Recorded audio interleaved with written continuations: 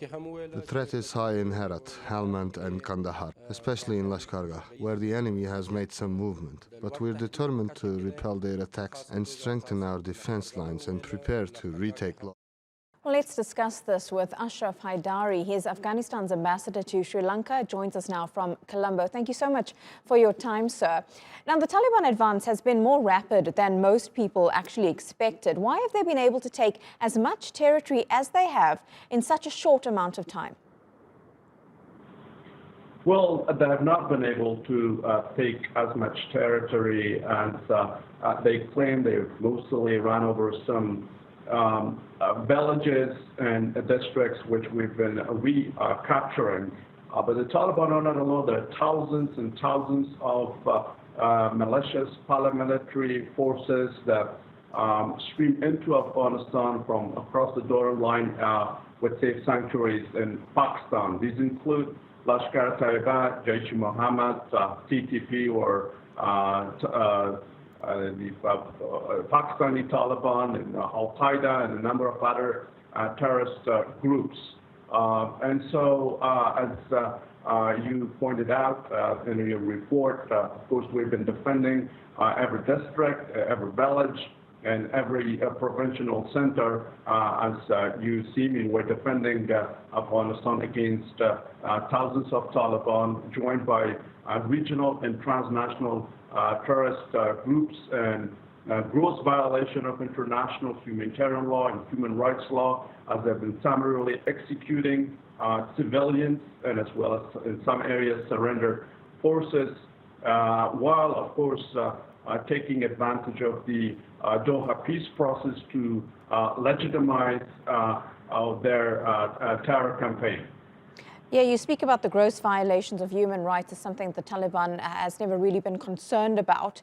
Civilians, of course, are the most affected. What's the government's plan to reassure the Afghan people that they will be okay?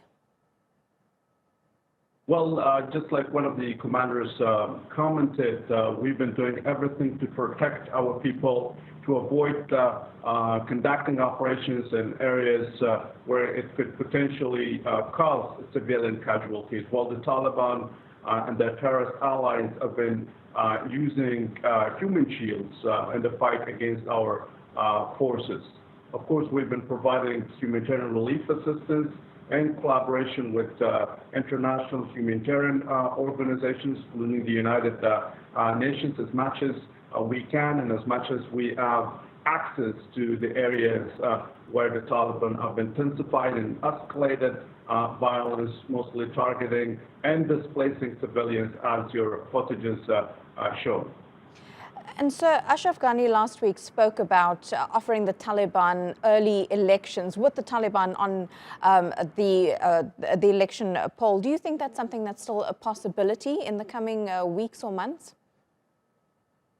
Well, as far as we've seen, the Taliban have not been willing to engage in serious peace talks. They have violated their commitments under the U.S. Taliban Doha agreement, which was signed in February 2020, as well as under the United Nations Security Council Resolution 2513. Yes, that's one of the core conditions: democracy, consolidation of our achievements of the past 20 years, and elections. Should the Taliban step forward to engage in serious peace talks, our negotiating team is sitting right now in Doha, and a high-powered delegation recently went to Doha to engage with the Taliban in serious, substantive, tangible talks. But unfortunately, they continue dragging their feet as they are trying to escalate offenses, mostly targeting civilians. Like I said, over the past 3 months, they've killed over 2,000 innocent civilians, mostly children and women, and wounded over another 3,000, which the United Nations Assistance Mission to Afghanistan recently reported. In total, they have killed and wounded over 5,000. And of course, in response, we have defended Afghanistan, our civilian populations, and tactically, withdrawn in some areas, and of course, have been recapturing other key areas around the provincial centers, which are mostly, populated with much of Afghanistan's population. We're going to have to leave it there. Ashraf Haidari speaking to us from Colombo in Sri Lanka. Appreciate your time. Thank you.